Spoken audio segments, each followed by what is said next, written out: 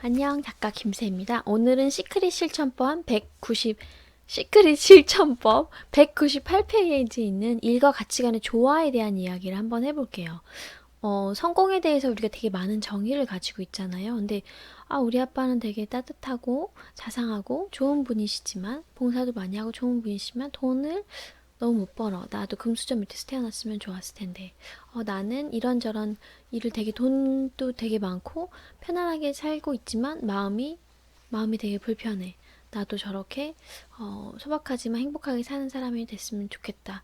라고 서로가 서로를 이렇게 부러워하는 것들이 사실은 마음속에 다 누구나 있잖아요. 근데 그거에 대한 되게 좋은 예시가 있어서 읽어드리려고 합니다.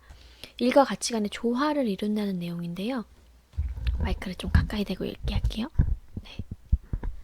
네, 198페이지 시작합니다. 저는 성공하고 싶습니다. 한 의사가 나를 찾아와서 자신의 병원에서 환자 상담을 맡아달라고 부탁했다. 나는 그에게 무엇을 이루고 싶은지 물었다. 그러자 그는 자신의 병원 규모가 원하는 것보다 크지 않다고 해서 바꿔달라고 그랬다. 그래서 결정을 내리기 전에 몇 가지 확인을 하려고 질문을 했지요. 좋아요, 당신은 어디서 성공을 이루었지요? 이렇게 얘기하니까 이 질문자가 되게 황당해하는 거예요. 제 말을 못 알아들으셨네요. 저는 성공하고 싶어서 온 거예요. 제가 원하는 게 바로 성공이에요. 다시 또 물어본 거죠. 이미 어느 분야에서 성공했습니까? 그 사람이 이렇게 말했어요. 없어요. 똑같이 다시 물어봤어요. 아니에요, 있어요. 이거 무서운 사람이다. 있다고요. 잘 생각해 보세요. 또 생각해 보세요. 당신이 이미 성공을 거둔 부분이 분명히 있습니다.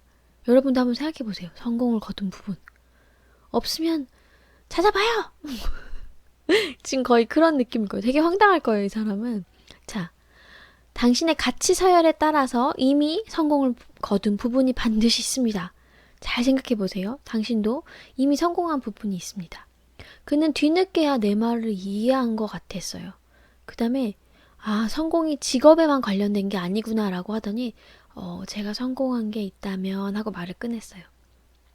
제 결혼 생활은 정말 놀라워요. 아내와 아주 사이가 좋거든요. 결혼한 지 10년이나 됐는데 우리는 여전히 서로 사랑합니다. 제 생각엔 이게 성공인 것 같아요. 그가 눈을 반짝이면서 얘기하는 거예요. 자, 또 성공한 게 있다면요? 갑자기 아들과도 사이가 되게 좋아요. 제가 아들 야구 코치거든요. 우리 팀이 이번에도 우승할 것 같아요. 아들하고 보내는 시간이 너무 좋고 야구장에서도 집에서도 우리는 아주 가깝게 지낸답니다. 그러면 또 어디에서? 이제는 물어보기도 전에 바로 나와요. 자판기처럼. 장모님이요. 우리랑 같이 지내는데요. 우리 모두 장모님을 좋아해요. 모두 잘 지내고 아들이 외할머니랑 잘 지내는 걸 보면 굉장히 흐뭇하죠. 우리 모두 장단점이 있지만 서로 사랑해요. 많은 사람들이 이렇게 살지는 못할 거예요. 그리고 저는 또 교회에서 지도를 합니다. 그래서 제가 수업을 가끔씩 하잖아요. 그럼 사람들이 좋아해요. 근데 이것도 성공이라고 할 수 있겠죠? 네. 이분이 그래서 격려하면서 이렇게 말했대요. 그럼 당신은 삶에서 성공했잖아요. 그는 고개를 끄덕끄덕거리기 시작합니다. 맞아요. 우리 집 정원도 점점 좋아지고 있어요. 정원을 가꾸는 가족 프로젝트를 만들어냈거든요. 그래서 정원을 나무, 죽은 나무를 뽑고 꽃씨를 심고 잔디를 깎고 막 이런 여러 가지 일들이 필요하거든요. 근데 그것들을 이제 같이 하고 있나 봐요. 그래서 가족들이 다 같이 정원을 가꾸는데 함께 만들어낸 결과에 대해서 우리 모두 자랑스럽게 생각하고 있어요. 이것도 성공이죠. 그렇죠? 자, 물론이죠. 잠시 설명드릴 게 있습니다. 중요한 얘기가 나와요, 여기서. 만약 당신이 실패했다고 생각한다면, 즉 원하는 만큼 성공하지 못했다고 생각한다면, 그건 분명히 당신이 누구랑 비교하기 때문일 거예요. 당신은 누구랑 비교하죠? 당신이 어떤 부분에서 부족하다고 비교하나요? 그분이 이렇게 생각을 하더니 아마 언덕 위에 사는 병원 의사랑 비교하는 것 같아요. 그는 아주 큰 집에 살면서 엄청 고급 승용차를 끌고 다녀요. 그는 그의 말에 동의하면서 말을 이어나갔습니다. 좋아요. 그럼 하나하나 물어볼게요. 그분 아내와는 잘 지내시나요? 아니요. 그 의사는 지금 부인이 두 번째 부인이거든요. 근데 곧 이혼할 것 같아요. 아이들과는 잘 지내나요? 아니요, 어려운 것 같아요. 아들은 마약 중독이고요. 행동장애도 있더라고요. 그럼 정원은요? 정원은 보기 좋았어요. 정기적으로 전문 정원사가 와서 잔디를 깎고 잡초도 하나도 없거든요. 근데 그 사람이 그런 정원이 있는지 알지는 모르겠어요. 관심이 별로 없는 거죠, 집에. 고용해갖고 그 관리사가 잘 하지만 추억이 담겨있는 정원은 아니니까. 장모님과는 사이가 좋나요? 지금 양가 부모님 모두가 다 사이가 안 좋은 듯 합니다. 친부모님도 아내의 부모님과도 가깝지 않은 것 같아요. 연락을 하고 지낼지 모르겠네요. 자, 이 사람은 자기의 가치서열 기준으로 볼 때 성공한 사람이죠. 하지만 당신은 다른 가치서열을 지니고 있지 않나요? 서로 성공한 부분이 다른 거예요. 그는 고개를 끄덕끄덕거렸습니다. 알겠습니다. 그러면 당신은 그가 지닌 성공, 그러니까 돈이 되게 많고 고급 승용차를 타고 다니고, 그걸 위해서 지금 지닌 성공을 포기할 수 있나요? 그는 고개를 저으면서 단호하게 대답했습니다. 절대 못하죠. 나는 아내와 사이가 좋고 아들과 사이가 좋고 장모님과 행복하게 지내고 우리가 정원을 가꾸면서 함께 나누는 이 시간이 너무너무 소중합니다. 그걸 돈하고 바꿀 순 없을 것 같아요. 계속해서 대화를 하면서 나는 병원과 삶에서 그가 이룬 성공이 그가 이룬 가치 서열의 결과임을 알려주었다. 다른 사람과 비교해서 자신이 이미 이룬 성공을 축소하는 것은 바람직하지 않다. 그렇다고 다른 사람이 성공한 분야에서 당신도 성공하겠다는 생각을 버리라는 건 아니다. 다만 성공의 의미를 너무 국한시키지 말고 당신이 다른 사람보다 못하다고 생각하지 말라는 뜻이다. 성공은 모두 당신의 가치 서열에 따라 결정된다. 대화가 끝날 즈음 그 사람은 막 눈물을 흘렸다고 해요. 다른 어느 것보다도 지금 제가 가지고 있는 게 너무너무 소중하네요. 우리 가족, 우리 집, 교회, 그 무엇과도 바꿀 수가 없어요. 자, 근데 당신이 제 병원을 도와줄 다른 방법은 없나요? 다시 물어봤어요. 왜냐면 이 사람은 그래도 돈도 갖고 싶으니까, 그쵸? 물론 있어요. 이거는 굉장히 중요한 출발점입니다. 여러분 귀가 쫑긋하죠? 어떻게 하면 더 큰 성공을 이룰 수 있을까요? 지금 가지고 있는 그 성공 플러스 알파가 어떻게 하면 될 수 있을까요? 자, 이렇게 말합니다. 자, 물론 있습니다. 이렇게 한번 해보세요. 이미 가지고 있는 거, 이미 이룬 성공에 감사하는 마음을 가지세요. 비로소 그 사람은 자신에 대한 채찍질을 멈추었다고 합니다. 네. 지금 여러분 막 셀프 채찍질 하고 계시는 분 있잖아요. 왜 나는 이게 없고 저게 없고 쟤를 보니까 저게 있는데 왜 나는 없고 그래서 막 셀프 채찍질을 막 온몸이 누더기가 될 때까지 막 짝짝짝짝 하고 계시는 분들 계시죠. 껌 씹는 것도 아닌데 그만 짝짝짝짝 하세요. 안 그래도 괜찮아요. 지금 이미 가진 것, 이미 내가 가지고 있는 성공에 대해서 한번 생각해 보세요. 그리고 정말 충분히 칭찬해 주셔도 돼요. 잘 해왔음을, 잘 이겨냈음을. 자, 그 사람은 자신의 성공을 자랑스럽게 생각하기 시작했습니다. 진정한 보물을 찾게 된 거죠. 그리고 이미 자기가 가지고 있는 것에 감사하면요. 네, 감사할 일이 더욱더 많이 생기는 법입니다. 저도 이 경험을 한 적이 있어요. 저희 남편이 이제 보험 업종에서 일하시는데, 네, 굉장히 잘해요. 10년 차 전문 보험. 그리고 뭐, 한 분야만 한 게 아니고 두루두루 여러 가지를 다 한 다음에 지금은 기업 재무상담처럼 대표님들을 대상으로 하는 그런 컨설팅을 하고 있는데, 진짜 일을 너무 잘하거든요. 근데 안 될 때도 있어요. 이게 사람과 사람이 만나는 거는 분명히 운이라는 게 존재하는데 이 상품이 필요한 사람과 내가 오늘 만나는 확률이 높아진다면 돈이 되게 잘 벌리는 거고 상품이 필요하지 않은 사람과 만나면 아무리 노력을 기울여도 계약이 나오지 않는 거거든요. 그래서 저희가 많이 벌 때는 정말 많이 벌지만 없을 때는 정말 빵이에요. 빵일 때도 있거든요. 근데 그게 이상하게 운때가 안 맞아서 계속 빵일 수도 있는 거예요. 계속 빵일 수도 있을 때 되게 많이 다운될 수 있거든요. 그러면 제가 남편 얼굴을 보면 이제 알잖아요. 남편 네. 제 지금 가르마가 이렇게 갈라지는 것처럼 남편 얼굴을 보면 오늘 좋은 일 있었는지 없었는지 알 수가 있거든요. 그러면 네. 이렇게 샥 다시 만들어주는 거, 그걸 어떻게 하냐면, 어, 되게 고마워해요. 당신이 무사히 잘 일할 수 있어서 고마워. 내가 되게 건강한 게 고마워. 우리 아이들 좀 봐. 우리가 아이들을 그렇게 원했는데 우리 아이들이 이렇게 건강하게 잘 자라고 있네. 너무 고마워. 막 같이 밥을 먹잖아요. 일이 많이 없어지면 집에 있는 시간이 늘어나거든요. 그리고 같이 밥을 먹으면서 같이 밥을 먹을 수 있는 이 시간이 너무너무 고맙고 좋아. 막 그러고 남편이 이제 잠들잖아요. 그럼 잠들면 그 귓가에 가서 제가 속삭여요. 당신은 너무너무 훌륭한 사람이고 당신하고 결혼해서 내가 너무 행복하고 그리고 당신을 만나서 나는 정말 신에게 감사하고 당신 덕분에 이렇게 귀한 아이들도 얻었고 내가 결혼도 할 수 있었고 신혼여행도 갔다 올 수 있었고 이렇게 멋있는 집도 우리가 함께 노력을 해서 샀고 되게 멋있는 승용차도 있고 너무너무 고맙고 행복해. 지금 당신이 내 옆에서 이렇게 건강하게 살아있다는 게 너무 감사하고 기뻐. 그러면서 막 고마운 걸 아주 그냥 계속 얘기해요.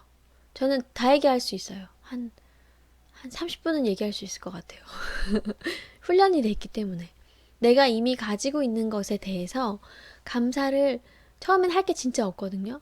근데 계속 감사하다 보면 소변이 나와도 감사하고 대변을 봤을 때 막 그 대변을 보고 또 감탄하면서 또 감사하고 밥 먹을 때도 감사하고 전화기를 봐도 내가 되게 저 지금 아이폰 7 쓰거든요. 네. 선물 받았어요. 되게 감사해요. 뭐, 내가 이 핸드폰 얼마나 갖고 싶었는데 막 이러면서. 근데 그 전 전화기도 저는 진짜 되게 고마워하고 감사했거든요. 그래서 이미 가지고 있는 것을 계속해서 감사하면 네. 또 돈도 막 여기저기서 막 들어오고 기회도 되게 많아지고 그러더라고요. 감사를 이길 수 있는 적은 없는 것 같아요. 그래서 한번 감사하시면 좋을 것 같아요. 내가 물론 내가 원하는 목표, 저 사람보다 내가 지금 아직 이런 게 부족하긴 하지만 그래도 이미 내가 이룬 것들 있잖아요. 그건 정말 굉장한 일이거든요. 네. 아무튼 그렇고요.